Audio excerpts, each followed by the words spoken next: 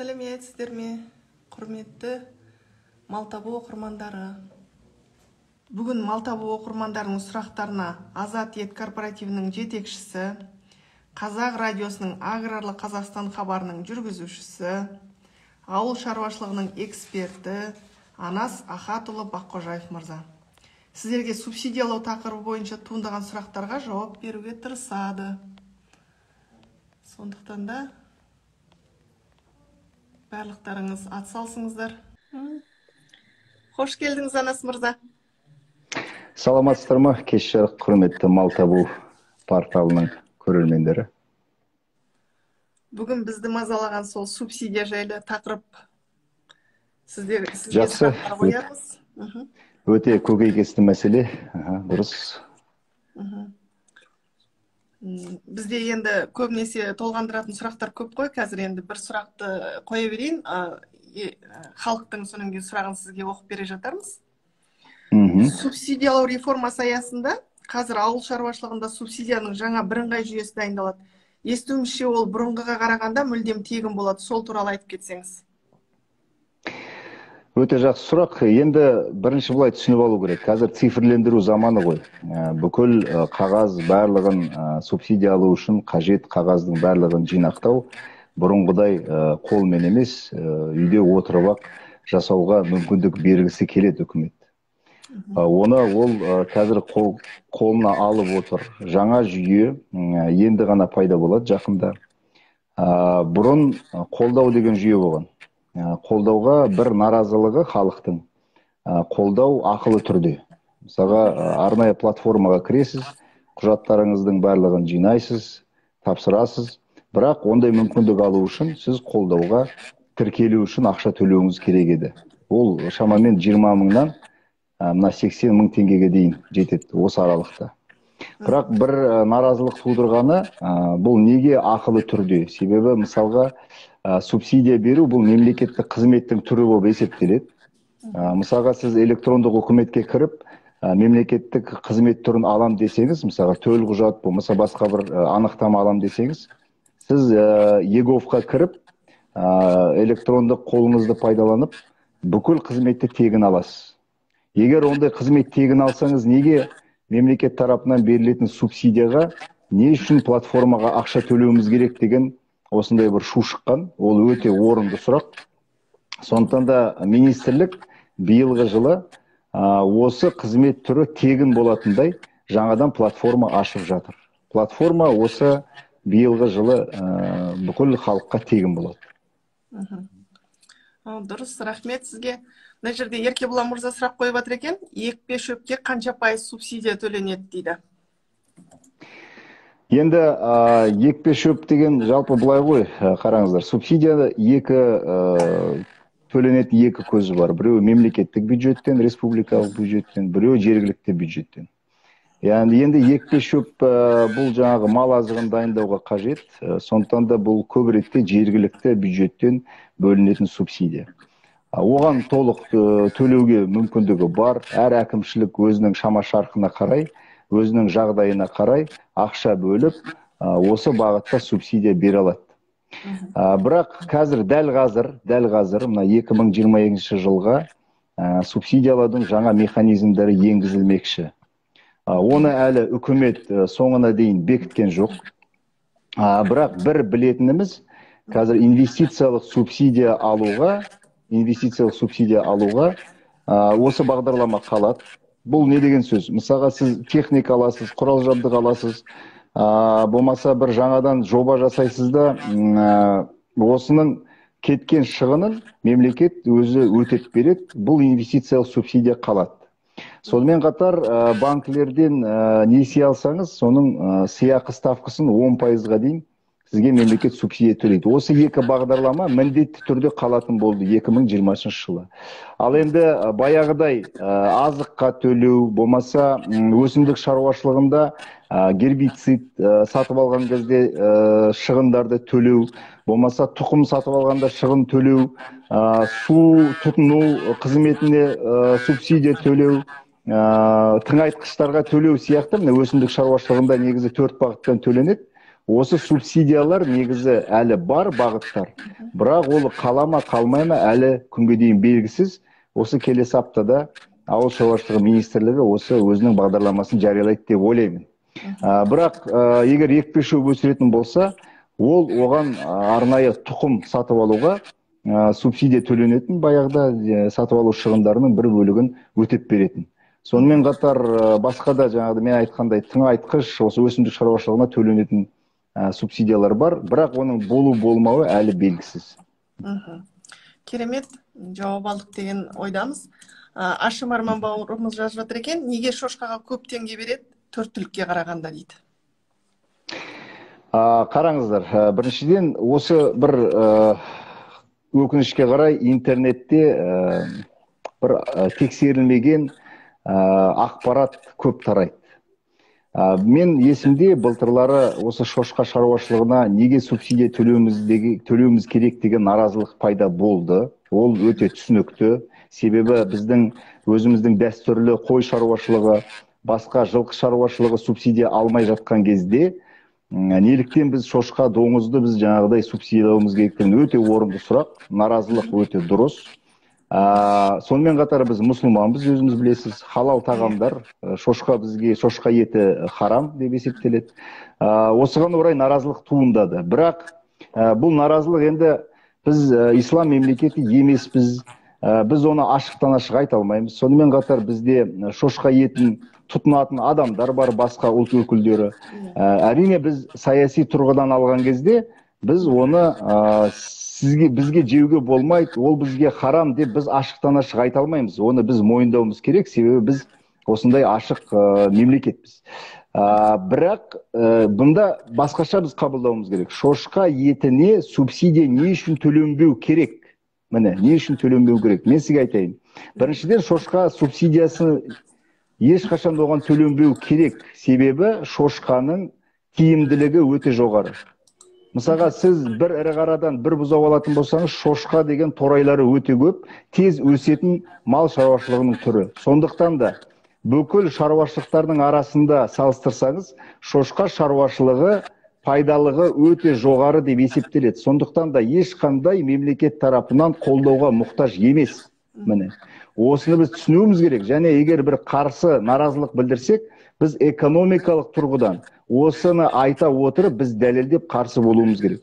Бірақ биылғы жылы шошқа шаруашылығына субсидия төленбеу қалуы мүмкін деген осындай бір жоспар бар. Рахмет. Исабек бауырымыздан келіпті. Осы еркек ірі қара малға субсидия бар ма дейді?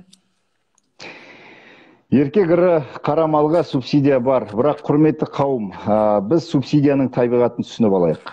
Субсидияның табиғаты былай. Біріншіден, субсидия не үшін төленеді? Егер белгілі бір шаруашылық мемлекет үшін өте ауыр болса, бірақ онымен айналысу керек болса, ол жерде пайдалылығы, жаңа рентабельность дейді ғой, ол деңгейі төмен болса, әрине ешкім онымен айналыспайды. Яғни оны қалай қызықтыру керек халықты? Субсидия беру арқылы қызықтыру керек. Енді қараңыз, бюджеттік шамасы бүкіл Қазақстанның шаруаларға жете бермейді. Оны біз мойындауымыз керек. Мына патриоттық деген сезім қандай? Бұл біз бюджетіміздегі шамамызды біліп, түсінушілік танытып, мынандай кішкентай ғана ақша болса, сол ең бірінші мұқтаж шаруашылықтарға, мұқтаж бағыттарға жұмсалсын деген біздің патриоттық бір сезіміміз болу керек негізі өзімізде.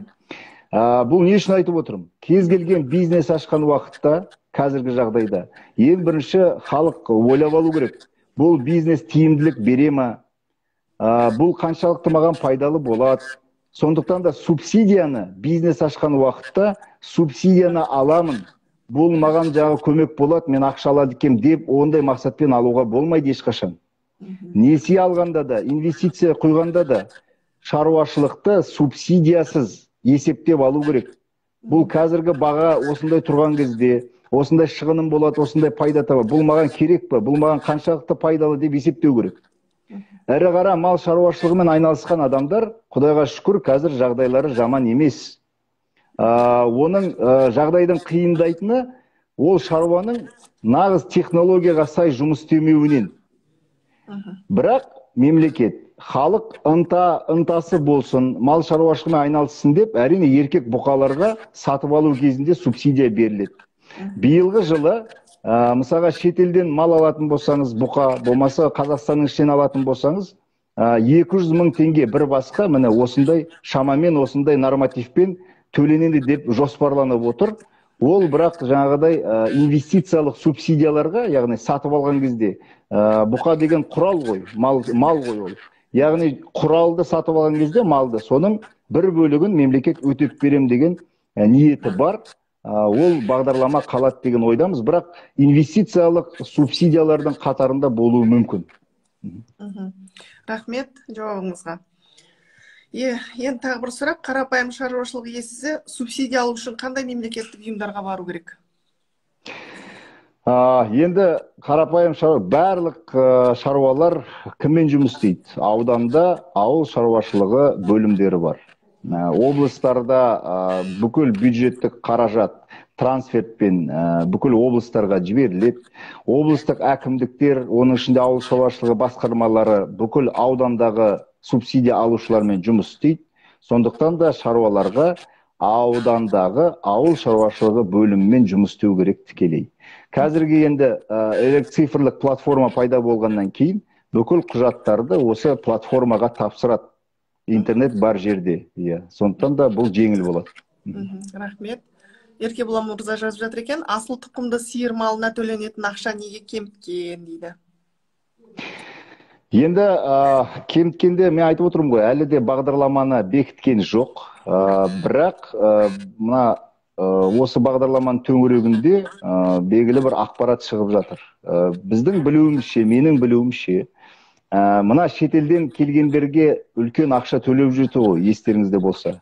Шетелден аналық басты алып келсе, 225 мың, сонда үлкен 300 мыңға дейін ақша төленетін. Отандық малды алатын болса, 180 мың теңгедей төленетін. Енді менің ойымша, бұл шетел Қазақстан деп бөлудің керегі жоқ. Себебі жақсы мал ол қазақ елінде де бар, Қазақстанда да бар. Оны сатып алам десе, шетелге елеңдей бермеу керек. Себебі кейбіреулер мына шетелдегі тұқымдар жақсы екен, оның төленетін субсидиясы жоғары екен деп шетелге елеңдеп отырады.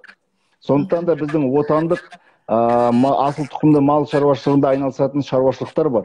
Соларға да жақсы болсын деп, мына шетел отандық екеуіне бөлмей, екеуіне ортақ бір субсидия орнату бойынша жоспарланып отыр. Солай. Жақсы, рахмет. Енді субсидиясыз күн көруге болады ма? Қай бағыттар оған тәуелді деп қойыпты?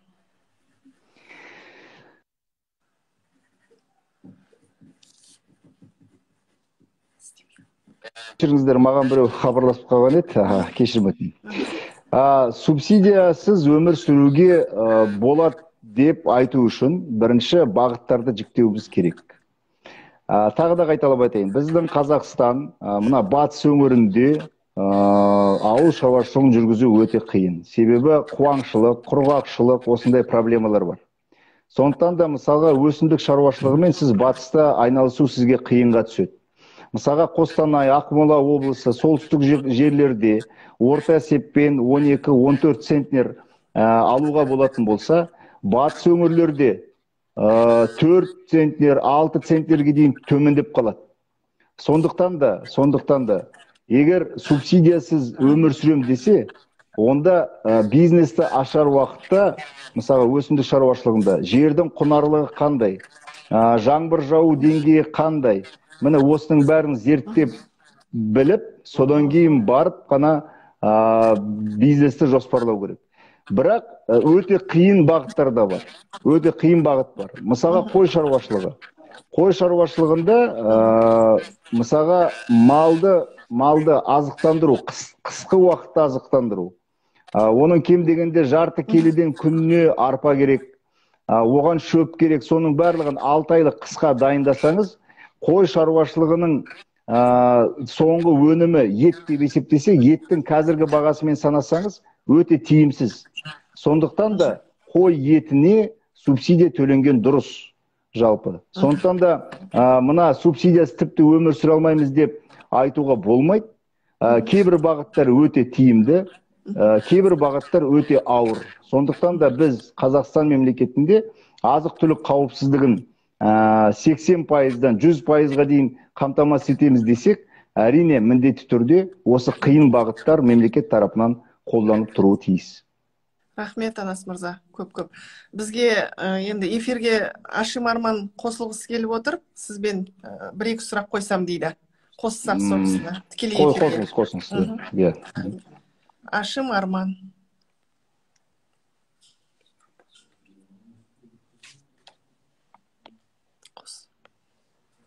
Қосылды ма? Қосылды ма? Қазір. Міне қосылды. Сәлеметсіз бе, Арман? Ассалаумағалейкум. Интернет тұрсын. Ассалаумағалейкум, қалайсыздар? Уағалейкум ассалам. Рахмет. Мен Арман Ашим. Мен ережесіз жекпе-жектен осындай қазақтың жауынгері боламын.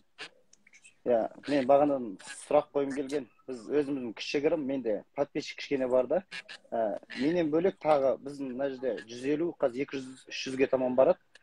Сол адамдарда кішкене естісін деген ғой, өйткені мал табу сайтында қазір 35-40 адам отырды, 40 адам ғана түсінеді оны әңгімені. Бізде кішкене подписчик көп болғаннан кейін мал шаруашылығының қандай қазаққа қандай пайдасы бар. Ата-бабамыз кезінде малмен ақ өсті ғой. Ешқандай ештеңе керек болмады, сол малмен анда жайып, мында жайып жүріп өсті да. Сол себептен сізге ең бірінші сұрағым, сіздің есіміңіз Анас, иә? Анас Иә. Анас мырза. Анас. Анас, иә. Ең бірінші, бізде әкемде кішігірім шаруа қожалығы бар. Мен кеше Аягөз ауданына бардым, Аягөз ауданында шаруа қожалығы. Сол жерге барып, үлкен Оразбек деген сол шаруа қожалығының бір бастығына кірдім да, сұрағым қойдым. Осында біз 10 бас субсидиямен, мысалға, ірі қара алып жатқанбыз. Бауыржан Оспанов ағамыздан 10 бас алған.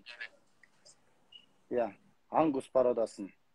Сол, мен мысалға, қазір биылғы жылға сол, мысалға, субсидияның бағасы бір жылдық, бір сиырға, ұрғашы сиырға төленетін бағасы көтеріле ме, әлде сол қалып қала бере ме, 10 мың теңге болып? Арман, сіздің подписчиктеріңіз көп болғаны өте жақсы, құттықтаймын. Қазір жастар осы агробизнеспен айналысуға ынталандыру керек, сондықтан да сіздің бастағаныңызды өте қолдаймын. Дұрыс, сәттілік тілеймін сізге. Енді қараңыз, тағы да қайталап айтамын, Арман. Біз ақылы бар, парасатты елміз. Сондықтан да қазір бизнесті ашқан уақытта біз субсидия алам деп ашпауымыз керек, Арман мырза. Бұл өте жақсылап түсіну керек бұл мәселені. Бизнесті неге ашасыз сіз? Өзіңіздің коммерциялық пайда табу үшін ашасыз. Дұрыс па? Ендігі ретте мемлекет субсидия береді екен деп қана ашуға болмайды. Сондықтан да субсидияны негізгі кіріс көзі деп қарастыруға болмайды. Бұл экономикалық жағынан да, логикалық жағынан да алып қарасаңыз, міне осындай жағдай. Бірақ мемлекет егер көмектесіп жатса, ол нұр үстіне нұр. Бюджетте ақша болып, осы шаруашылықтар шын мәнінде мал тұқымын асылдандырсын, бұқа сатып алсын, оларды түрлендірсін деген ниеті болса, мемлекеттің ақша беретін жағдайы бар. Былтырлары бері 10 мың теңгеден төленіп келді. Әр басына, әр аналық басқа. Бірақ мен сізге айтайын, 10 мың теңге ол адал ақша деп есептейміз. Бірақ негізі ол нақты нәтиже беретін, тиімділігін есептей алатын субсидияның қатарына жатпайды. Мен сізге бір мысал келтірейін. Мәселен, сіз астық өндірумен айналысады дейді. Сіз астыққа 100 гектар егістік алқабыңызды дайындадыңыз. Енді егістік алқапқа сіз тұқым аласыз, мемлекет сізге 1 миллион теңге субсидия берді. Мысал ретінде айтып отырып. Содан кейін тыңайтқыш алдыңыз, тағы 1 миллион теңге берді. Содан кейін сіз гербицид алдыңыз, оған да төледі 1 миллион теңге. Оңтүстік облыста болсаңыз, мысалға суды пайдаланасыз, оған да төледі. Енді қараңыз, осы 4 миллион теңге мысалға төледі, бірақ сіз соңында өнім алдыңыз. Біріншіден, сіз өнімді шын мәнінде алдыңыз ба, алмадыңыз ба? Егер алсаңыз жақсы, онда бекер төлеген жоқ мемлекет. Егер алмасаңыз, бұл құмға құйылған су сияқты, көрдіңіз бе? Ол мемлекеттің 4 миллион теңге төлеген ақшасы құмға кеткен су іспеттес кетеді. Екіншіден, сіз өсірген астығыңызды шын мәнінде саттыңыз ба нарыққа? Әлде өзіңіз тұтындыңыз ба? Міне осыны қадағалау өте қиын. Сондықтан да субсидия нақты нәтижеге, яғни өндірілген өнімге төлену керек. Көрдіңіз бе? Мына 10 мың теңге, малға төленетін 10 мың теңге. Бұл асылдандыру жұмысына төленеді. Мемлекет тарапынан осындай қолдау. Бірақ сіз жаңағы мен астықтай келтіргендей, сіз оны төлей бересіз. Бірақ шын мәнінде соңында ет жақсарды ма? Ет азық түлік нарығына сатылды ма? Оған біздің қала адамдары, аудан адамдары, тұтынушылар соның пайдасын көрді ма? Ет ретінде.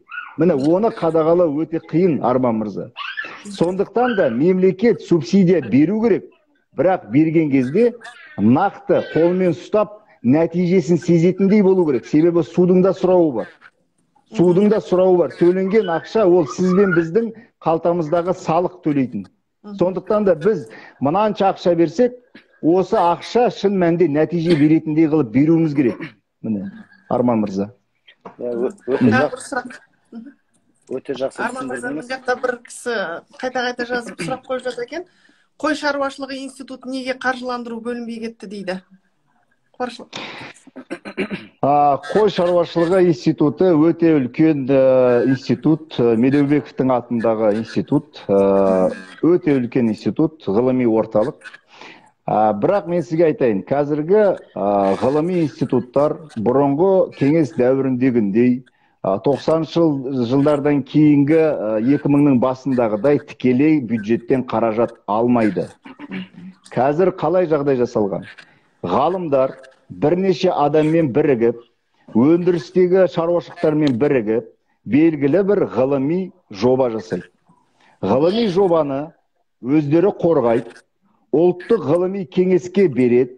Ұлттық ғылыми кеңес бүкіл институттардан жинаған жобаларын қарастырады да, ең тиімді, ең керек дегендеріне келісім береді. Келісім алған жобалар ғана бюджеттің жаңағы бөлінген бағдарламалық бюджеттік ақшаны пайдаланады. Сондықтан да баяғыдай институтқа үлкен кесек ақша беру тікелей бюджетті, ол қазір жоқ. Сондықтан да бұл не үшін жасалған түсіндіріп айтайын. Бұл әр ғалым өзінің идеясының төңірегінде басқаларды жинап, нақты өндіріске нәтиже беретіндей жоба жасап, сол ең тиімділерін таңдап, соны қаражаттандыру. Міне, қазір солай. Рахмет. Сіздің сұрағыңыз болмаса тағы қоя берейін бар ма, мырза? Мен сұрағым жалпы бар еді. Айтыңыз. Енді жалпы қазір мен негізі әке-шешеме қарсы болғам, осыны субсидия алуға, біз алаңғалаумен кішігірім өзіміз осыны жүргізейік деп. Аллаға шүкір, біз былтыр мынандай 82 Беларусь трактор алдық, Қазақстанда құралған. Таңдау болды, Беларусьтан келген, импортный, және біз өз отандық жасап шыққан, о жақта құраған. Сондай болды, мен әкем айтында, біз елдің шетінен келген не істейміз, оны алып деймді. Оның бағасы да қымбат болды, және пайызы да аз болды да, біріншіден өзіміздің отанның осы заводын қолдайық деп айттым, ең біріншіден. Өзіміздің отанның осы бизнесін жүргізейік, бәрі Беларусьтан албаса, қазақтың осындай бір шаруасы жүрмей қалады ғой деп. Ол жерге де бәленбай миллион субсидия өкімет бөлді, біріншіден. Екіншіден, қазақты қолданмаса, қазақ қашан көтеріледі деген әңгіме ғой. Сол себептен біз Аллаға шүкір сондай трактор алдық. Мен биылғы жылға Бағжан ағамыздан 10 бас алдық. Сол мен особо ол субсидия қатты бір көңіл бөліп тұрған жоқпын. Өйткені алдында маған бір былтырлары сол бағана шошқаның әңгімесі қатты тиді да, шошқаға жылына 145 мың теңгеден бір басына деп, жылына деп. Мен естіген әңгімем енді. Солай болды дейсі. Мен ата-бабамыз біздің ешқашан шошқа бақпаған, біріншіден. Екіншіден, 4 түлік малдың басын көтеріп, 90 жыл біз егемендік алғанға дейін бәленбай миллион бізде, 50-60 миллиондай мал болған бізде. Монғолияда 6-7 миллиондай болған. Қазіргі таңда алатын болсақ, бізде 12 миллион, Монғолияда 50 миллион да. біз мен өзім жүрегімнен айтқым келгенше, мен көп балаларға айтамын да, өзім достарыма, жолдастарыма, жалпы таныстарыма, ауылдан қалаға көшіп келеді да, охранник, официант болып жұмыс істейді. Неғып ауылға кетіп, сондай бір өздерінің бұрынғы жерлері бар, сол жерге алып, үйлерін залаж деп, кішкене бір 5-6 миллион болса да, кредит оформить етіп, 7%-бен қазір 17%, 10%-ын өкімет субсидиямен береді емес па? Сонымен 7%-бен кредит алып, неғып ауылға барып, мал бақпайсыңдар ма десем айтады, ауылда не істеймін дейді да. Сол маған жүрегім ауырады. Біз Аллаға шүкір 2019 жылы әке-шешем осылай шығыс Қазақстан облысы Аягөз ауданы Кеңқолақ ауылына көшіп барып, Аллаға шүкір қазір үлкен қора салдық. Енді мал өсіріп жатырмыз. Енді Алла бұйырса, жақындағы бір 5 жылдықтың ішінде бүткіл ауылға кішігірім жағдай жасаймыз деген ой бар. Мешіт салып, мектепті жаңартып, кішкене спорт зал ашып дегендей. Алла қаласа. Арман, сіздің көрдіңіз бе, шынайы ниетіңіз неден туындайды, Арман мырза? Сіздің жүрегіңіздегі иманыңыздан туындайды. Иманыңыздан туындайды. Мұсылмандар неге суды өздері ішпейді, бірінші кішкентай балаға береді? Сіз білесіз бе? Егер бірнеше адам болып су кім ішу керек десе, бірінші кішкентай балаларға береді. Себебі олар мұқтаж. Сол сияқты біз Қазақстан азаматтары өзіміздің қотырымызды өзіміз қасып, өзіміздің жағдайымызды өзіміз жасауымыз керек. Жаңа отандық техника алу деген өте дұрыс айтасыз. Отандық. Біз магазинге барамыз. Ақша төлеген кезде чек сұрамаймыз, міне. Біз чек сұрамаймыз. Сонда біз қалай өзімізді патриот деп атаймыз? Айтыңызшы. Біз төлеген ақшамыздың салық болып бюджетке түсуін біз қадағаламаймыз, мысалға. Патриоттық керек деп сөйлейміз. Есік алдындағы дүкенге барған кезде біз чек алмаймыз. Мысалға, сол сияқты отандық өнімді алып сіз ауылды дамытам деген ниетіңіз өте жақсы. Бірақ ондай имандылық, ондай таза адалдық, пәк ниет кімде бар? Барлығында 100% бар деп айта аласыз ба, Арман мырза? Өкінішке қарай айта алмайсыз. Шайтан мен нәпсі бар да, біз әлі де сондай боламыз кейде. Бір қисық жолдарды таңдап кетеміз кейде. Сондықтан да қанағат болу керек. Біздің ауыл шаруашылығы бизнесінде минус мынандай процент деген жоқ. Бізде кез келген бизнесте 0%-тен жоғары пайда тауып жұмыс істеуге болады. Бірақ ол қанағат қыласыз ба, қылмайсыз ба? Ол сіздің жүрегіңіздегі мәселе. Рахмет. Біз бір сұрақ қояйық. Субсидия мен гранттарды кімдер алуға құқылы? Енді қараңыз, ауыл шаруашылығында грант деген жоқ. Ауыл шаруашылығы министрлігі тарапынан бөлінетін грант жоқ. Грант деген ғылыми орталықтардан, болмаса әртүрлі министрліктердің азаматтық қоғамды ынталандыруға бөлінетін гранттар бар. Атамекен кәсіпкерлер палатасының бизнес бастау деген бағдарламасы арқылы бөлінетін гранттар бар. 583 мың теңгеден есімде болса. Міне, ауыл шаруашылығында ондай гранттар жоқ. Субсидиялар бар. Ол туралы мен сізге айттым. Жаңағы банкіден несие алсаңыз, сыйақы мөлшерін төмендететін, техника алып, болмаса бір ғимарат салсаңыз, оның бір бөлігін сізге өтеп беретін, ондай субсидиялар бар. Ондай субсидиялар алдағы уақытта қалады. Ал егер жаңағы өнімге алатын субсидия бола ма, болмай ма, ол мәселе әлі қарастырылып жатыр, және министрлік әлі оны шешкен жоқ. Рахмет. Енді шаруа қожалығы МТЗ тракторын сатып алса, қанша процент болады деп қойыпсы? Шаруа қожалығы. Енді мен министрліктің қызметкері емеспін, бірақ енді хабардарбыз ғой. Орта есеппен 15-тен 25%-ның аралығында төлейді деген норматив бар. Сондықтан да былтырлары мына навесная техника дейді. Сол ондай техникаға құрал жабдыққа бермейді, енді соны беретін болды. Сондықтан да мысалға тырма болмаса жаңағы сеялка алғандар болса, ондайға да субсидия болады. Шамасы 15 пен 25%-ның аралығында. Сол сұраққа мен нақтырақ жауап беріп кетсем.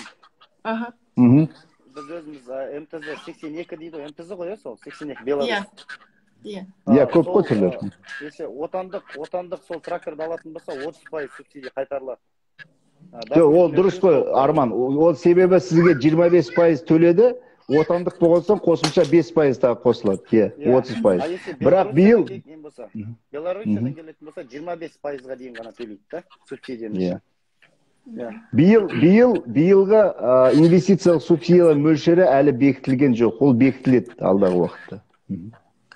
Ауыл шаруашылық техникасына қанша пайыз субсидия төленеді деп қойып жатыр екен? Енді құрметті қауым, сіздер егер ақпарат алам десеңіздер, ауыл шаруашылығы министрлігінің сайты, мал табу жаңағы Инстаграм парақшасы бар. Жақында шыққан уақытта міндетті түрде сол жерден ақпарат аласыздар. Инвестициялық субсидиялардың түрлері өте көп. Оны жіктеледі бірнеше түрге. Сондықтан да 15% бар, 25% бар, отандық болса тағы 5% бар, әртүрлі. Сондықтан да шатасып кетпес үшін нақты ақпаратқа сеніп, соны басқаруға алыңыздар. Соны ескеріңіздер. Субсидия қарапайым халыққа неліктен қолжетімді емес? Енді қараңыз, субсидия неге? Құрметті қауым, ақша болса бар ғой, мына, ақша болса, барлық шаруаларға беру керек. Ақша болса. Бірақ бір нәрсе түсінуіміз керек. Әлеуметтік бағдарламалар бар. Көп балалы аналар бар. Мұқтаж мүгедектер бар. Осылардың барлығына қажет бюджеттен 2 триллион теңге қажет етеді әлеуметтік бағдарламалар. Міне енді қараңызшы, бюджет барлығы 10 триллион теңге болса, соны біз ауыл шаруашылығына бүкіл шаруаларға берілу керек десе, қазіргі бөлінетін 350 миллиард теңге ешкімге жетпейді. Жеткен уақытта ары кеткенде 5-6 пайызға ғана жетеді. 5-6 пайыз шаруаларға ғана жетеді. Егер біз 100% бәріне жетеді десек, онда өзіңіз есептеп қараңыз, біз 20 есе көтеруіміз керек. 20 есе деген 6 триллион теңге. 6 триллион теңгені біз бөле алмайды ешқашан бюджет. Оны біз дұрыс түсінуіміз керек. Сондықтан да 350 миллиард бөлген миллиардқа біз соған әйтеуір шүкіршілік етіп, сол ақшаның тиімді бағытқа жұмсалғанын біз сұрауымыз керек. Тиімді бағыт дегеніміз не? Жаңа мен Арман мырзаға түсіндіріп айттым ғой. Мына аралық субсидияларға емес, нақты нәтиже алатын субсидияларға төлеу керек.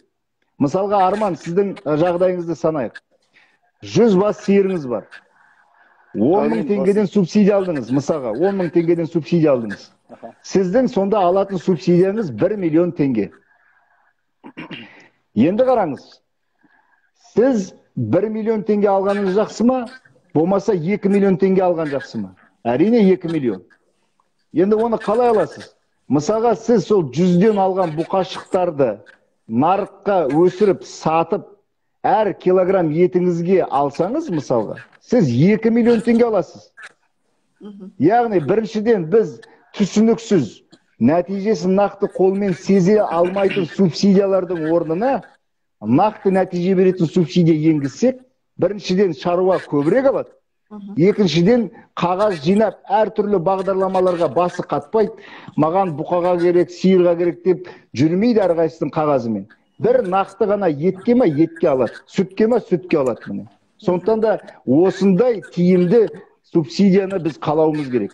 Және ауыл шаруашылығы министрлігі қазір соны дайындап жатыр, әлі нәтижесін біз білмейміз. Енді мен өз ойымды айта кетсем, енді сіз айтып тұрсыз, жылына 1 миллион, 2 миллион депші, субсидия депші. Енді мысалға, если 100 бас, енді Алла қалса, бізде болашақта 100 бас болатын болса, мен өзім субсидияны бас тартатын едім.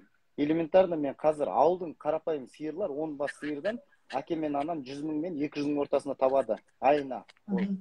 Құрт майын сатыпшы. Если сонда шаруа қожалықтары бұзауға подсос қылдырып жібермей, бір уақыт сауып, сол айынан халыққа бір жағынан экологиялық таза продукты береді, өнім береді. Екінші жағынан өзінде бизнесі жүреді. Көбісі ойлайды, тек қана малдың ғана басын көбейте беру керек депші. Мал мен мал болмау керек қой. Оны мал сату керек, бір кезде демалу керек, бір кезде керек нәрсені алу керек. Малдың жай ғана басын көбейтпей, асылдандыру керек біріншіден. Екіншіден, енді қалай? Жетім жесір деген бар, құрбандық деген бар, садақа деген бар. Солардың ешқайсысын жібермесе, мысалға, Аллаға шүкір, енді Алла неше түрлі бәле жаладан сақтайды біріншіден. Екіншіден, малдың басы да тез өседі.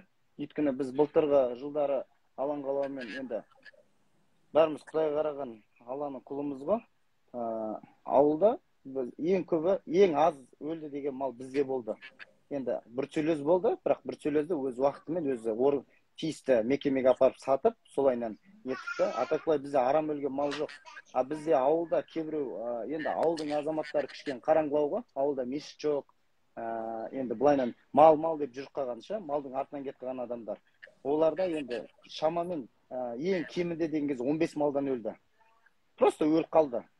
Мен ойлаймын да, мысалға, қазақ қазір кішкене кең болу керек. Кезінде ата-бабамыз анау ел шетінен Дагестан, ингуштар, басқа да ұлттар келген кезде өзінің 2 малы болса, 1 малын соларға, хотя бы соларға мыналар өліп қалмасын деп берген. Өздері аш-жалаңаш жатса да, соларға бір үй салып берген да. Біз қазақ сондай кең болу керекпіз ғой. Бізде өзіміз ниетімізге қарай қазір, пиғылымызға қарай біздің бәрі төмендеп кетті. Әр адам өзінің қалтасына ғана тартқысы келеді, өзінің басын ғана ойлағысы келеді. Ол олай емес. Ол жалпы ойлай ма? Бүткіл мысалға қасында жүрма бір адамда, ол жағдайы төмен бе, оны жұмысқа алу керек, жағдайың жетіп тұрса. Жағдайың ондайға келмей ма, кішкене Алла разы болсын, былай көмектесіп беру керек. Мал да беру керек. Малдың өйткені ертең ол бір мал 10 мал болса, ертең Алла разы болсын беретін болса, ол Алла оны еселеп 700 есеге дейін береді, 10 еседен ше. Сол себептен біз тек қана өкіметке ғана қол жайып отыра беруге болмайды, ағайындар, достар. Өкімет енді қолынан келгенше көмектеседі. И так та біздің мемлекет бәленбай миллиард долларлар қарыз шет мемлекетке. Сол себептен біз өзімізді алып шықсақ, өкімет бізге ар жағынан қолдау көрсетеді. Документтер қазір жылдан жылға уже документтердің субсидийдің программасы жеңілдеп бара жатыр. Енді мысалы қазір былтырғы жылдар, алдыңғы жылдар документ көп жинайтын болсақ, қазір Анас мырза мысалға айтып отыр ғой, қазір интернетпен ақ қолданып, сол себептен интернетті білу керек, білмесе де, ана субсидияда кеше мен барып айтам да, айтады 10 миллиард, 20 миллиард бөлінеді дейді да, субсидияға Шығыс Қазақстанның өзінде. Негізі былтырға 80 миллиард бөлінген екен, соң 40 миллиард жоғалып кетті, 40 миллиардын 15 минутта барлығы таратып осындай қатысып алып алғанда, есе аңқауланып, бәріміз ауыз ашып отыра берсек, онда субсидия ешкімге жетпейді.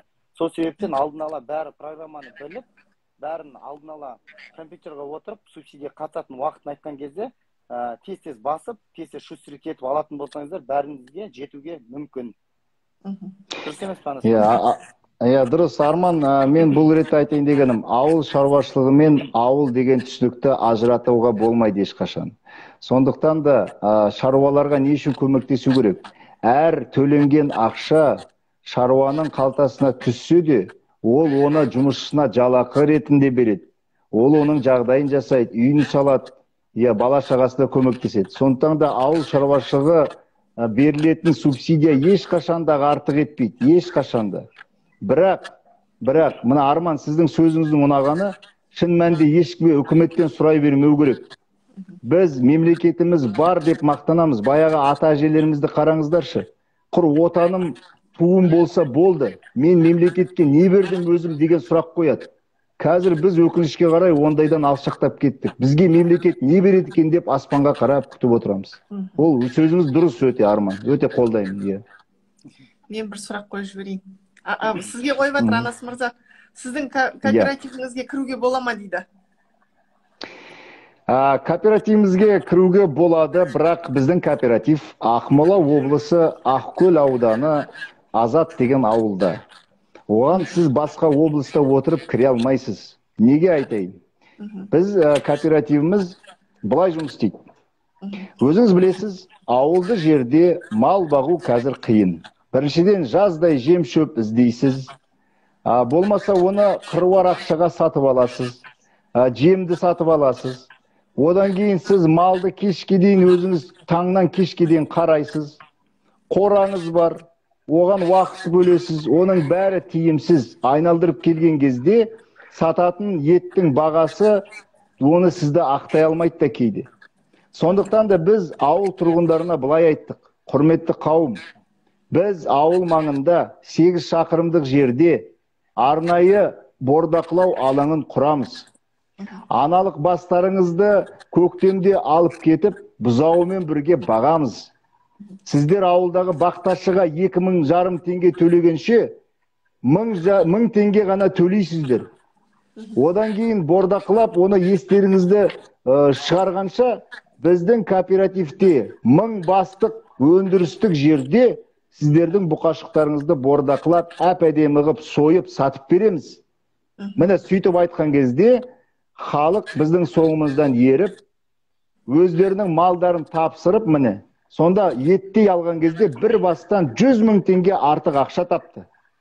Ауыл адамы біріншіден уақыты босады, кейбіреулері бал шаруашылығымен айналысты, кейбіреулері қосымша жұмыс тапты, кейбіреулері бау-бақшамен айналысты. Ол қосымша кіріс. Өзінің малын банкке тапсырып қойған ақша сияқты, өзінің малын біздің кооперативке беріп қояды. Біз оны бағып береміз, оны бордақлап береміз. Міне, ешқандай басы қатпайды. Бұл сондықтан біз ауыл тұрғындарына сондай жағдай жасадық. Сіздердің ауылдарыңыз біздің кооперативке кіре алмайды. Себебі біріншіден басқа жерде, екіншіден бұл әртүрлі ауыл. Сондықтан да егер сіздер құрам десеңіздер, мен өз басым міне көмектесуге дайынмын. Ауыл тұрғындарына түсіндіру жұмысын, насихаттау қалай керек, қай жерден инвестиция табу керек, бұл жұмысты неден бастау керек, осының барлығын біз басымыздан өткердік. Сондықтан да қол ұшын беріп көмектесуге дайынмын. Рахмет. Сұрағыңыз бар ма, Арман мырза? Жоқ, мен қоя берейін ба? Мен мына жерде футболға кетіп бара жатырмын. Сіздерге көп рахмет. Мына жерде сізге де рахмет. Дұрыс түсінбегендерден Алла разы болсын. Әлде Анас мырза, мен сізге дайректке жазам. Әлде бірге жұмыс жасайық. Жақсы. Ең маған сіз қазақ тілінде анық сөйлегеніңіз ұнады. Жақсы, рахмет. Рахмет. Орыстан келіп мәңгүрттен кеткен ғой. Ассалаумағалейкум. Рахмет, Арман. Жақсы, рахмет, Арман. Анас мырза, сізге бір сұрақ енді. Мынау коррупцияға жол бермеу үшін субсидияны купон арқылы беруді жөн санайсыз ба? Купон арқылы. Идея кішкене ашу керек сияқты. Енді купон арқылы болмайды. Себебі ол купонды да біреуден алу керек. Біреуден алу керек деген сөз, сол коррупцияға жол ашылады деген сөз. Купонды танысыма берейін ба, досыма берейін ба деген әңгімелер пайда болады. Коррупция болмас үшін біріншіден біз субсидияның түрлерін ықшамдап, бір-екі түрін ғана қалдыруымыз керек. Екіншіден, субсидияның нәтижесін қолмен сезіп ұстай алатындай, біз осындай жағдайға жетуіміз керек. Үшінші, цифрлендіру платформаларын, ақпараттық жүйелерді, технологияларды пайдалана отырып, адамның қатысатын мүмкіндіктерін тіпті жойып, тек автоматты түрде ешқандай біреуге бүйрегі бұратындай жағдайға жеткізбей, таза автоматты түрде анықтайтындай жағдай жасауымыз керек. Сондықтан да міне осы факторларды шешсек, міндетті түрде коррупция жойылады. Бірақ әрине коррупцияға жақын, анда-санда бұлай бір ақша жасап қойыншы деген ниет әр уақытта бар. Біз енді бес саусақ бірдей емеспіз. Бірақ халық арасында ондай адамдар да болады. Сондықтан да 100% біз коррупциядан құтыла аламыз деген менде өз басымда сенім жоқ. Бірақ жаңағы ақпараттандыру технологияларын қолданып, ықшамдап, нәтижесін сезе алатындай жағдайға жетіп, осындай жақсы бір субсидиялаудың жақсы саясатын жасасақ, біз 90%-ға дейін жетуімізге болады. Сізді көп адам танымай жатыр мына жерде. Анас Ахатұлы Баққожаев мырза бізде қонақта. Кіммен сұхбат болып жатыр деп жатыр да. Мен өзім таныстыра кетейін. Мен өзім Талдықорған өңірінен, Жетісу өңірінен. Мына ауыл шаруашылығы саласында істегеніме міне 21-ші жыл кетті. Ақпараттандыру ИАС деген жүйе бар, малды тіркейтін. Сол жүйенің авторы мен. Сонау 2011 жылы соны жасап шығарған мен едім. Одан кейін адамдар оны кішкене білмеймін жалғастыра алды ма жоқ па, оның бағасын өздеріңіз бере жатарсыздар. Бірақ сол жүйенің авторымын. Мал селекциясы бойынша біраз ғылыми жұмыстар еңбектер жасағам. Қазақ радиосында Аграрлық Қазақстан деген хабарды жүргізушісімін. Сонымен қатар мына 15 000 адамдай оқыттым. Кооперативтік екі бағытта алып жүрмін. Біреуі жаңағы ауыл тұрғындарына арналған Азат ет деген бордақылау кооперативтік алаңы. Сонымен қатар Адал баға деген мына қалаларда арзан азық-түлік сатып алу үшін құралған арнайы кооперативтің жетекшісімін. Міне осындай жұмыстарды атқарып жүрген азаматпыз. Рахмет сізге, Янас мырза. Бүгін енді субсидия жайлы біраз нәрсе білдік деп ойлаймыз енді. Мына жерде игілік бағдарламасы туралы айтып кетсеңіз дейді. Енді игілік бағдарламасы қазір енді бұны білесіздер, ауыл шаруашылығын қаржылай қолдау қоры деген мекеме болатын. 2021 жылы ол мекеме аграрлық несие корпорациясы екеуі қосылып, қазір бір мекемеге айналды. Сондықтан да ол мекеме қосылса да өздерінің бағдарламаларын жаппайды. Баяғыдай егіншілікке де, малға да, алтын асық, тағы құлан сияқты бағдарламалардың барлығы қала береді. Оның мақсаты өзгермейді. Оған қажет ең бірінші қаражат көлемі де көбейеді деген ниет бар. Әрине бәріне несие арзан жете бермейді. Бірақ осы мекемеге жаңадан басшы келді жақында. Өте жақсы бұрыннан істеп келе жатқан азамат. Сондықтан да осы жұмыс ары қарай дамиды деген ойдамыз. Игілік бағдарламасы менің ойымша жабылмайды. Оның шарттарының барлығы аграрлық несие корпорациясының сайтында, агрокредит деген сайтта барлығы ілініп тұр. Рахмет сізге. Енді бір-екі сұрағымыз қалды. Сонымен аяқтайтын шығармыз. Мына Атырау туралы біреу жазып отыр ғой мұнда. Депутаттардың қожалықтары бар Атырау өңірінде жылына бір шаруашылықтан 30 миллион теңге алады дейді. Бірақ олардан пайда жоқ халыққа дейді. Енді құрметті қауым, міне Маңғыстау өңірі бойынша бұл жеке бір әңгіме. Маңғыстау, Атырау өңірі ежелден мына ірі қара мал шаруашылығына, болмаса мал азығын қажет ететін мал түрлерін бағуға ешқашанда жарамаған. Ол жерде түйе, адай тұқымды жылқы, енді ары кеткенде, болмаса қой, міне осындай экстремалды жағдайға шыдайтын мал түрлері ғана өсірілген, оны сіздер бұрыннан білесіздер. Сондықтан да ол жерлерде мал шаруашылығымен айналысатын азаматтар алдын ала мал азығын дайындап істемесе, оның барлығы бекер. Әрине, соңғы уақытта мына былтыр білесіздер қуаңшылық болды, жағдай қиындады. Бірақ әр уақытта біз есімізден шығармауымыз керек. Бұндай өңірде мал шаруашылығы дамыта беруге болмайды ешқашан. Қазір оңтүстік өңірінен солтүстікке көшіп, ауылдарды игеріп, мал шаруашылығын қолға алам деген жастар өте көп. Олар қазір оңтүстіктен солтүстікке көшіп жатыр. Бірақ неліктен екен білмеймін, Маңғыстау жақтағы азаматтарымыз ол жақтан мал шаруашылығын дамыта берем деген міне бір осындай жоспардан кетер емес. Әрине ой жақсы, бірақ мал азығын дұрыстап шешіп алмай, малдың санын көбейте беруге болмайды ол жерде. Мемлекет биыл көмектесті, бірақ келесі жылы қайта жыл сайын көмектесе беретін шамасы бола ма, болмай ма, оны бір Алла тағала біледі.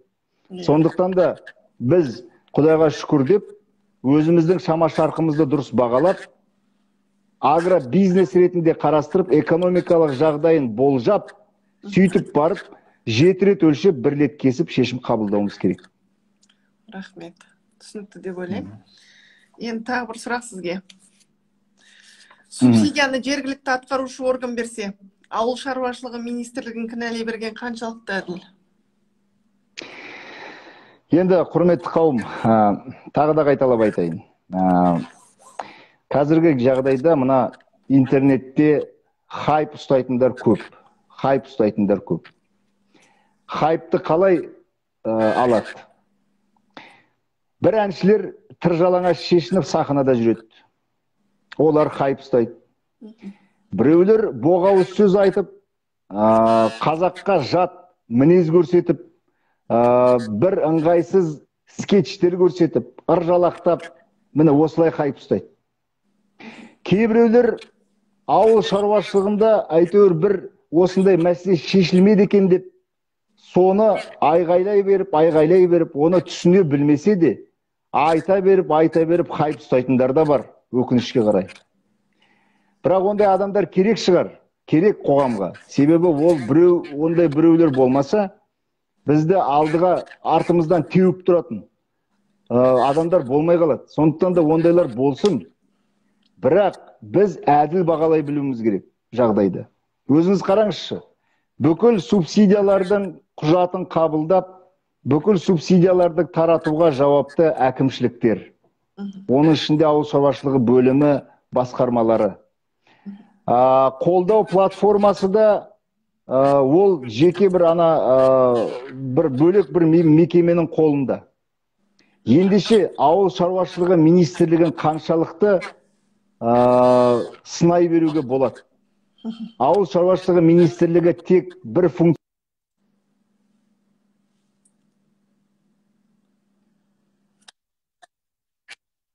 қалыптастыру. Сондықтан да ауыл шаруашылығы министрлігінің ішінде коррупция бар. Мына бюджеттік ақшалар бізге жетпеді, оған ауыл шаруашылығы министрлігі кінәлі деген ол кішкене әділ болмайды. Сондықтан да құрметті қауым, министрліктің тек қана жала жауып, осы министрлік кінәлі деп айтуға болмайды. Мен министрліктің қызметкері емеспін, бірақ әр жағдайда әділ бағалау керек деп есептеймін. Кінәлі адамдар бар. Кейбір өңірлерде ауыл шаруашылығы бөлімінде істеп, талай жыл ақша жасап жеп келген шенеуніктер де бар. Мүмкін министрліктің ішінде де адал қызмет етпей, қисық жолмен жүргендер де бар шығар.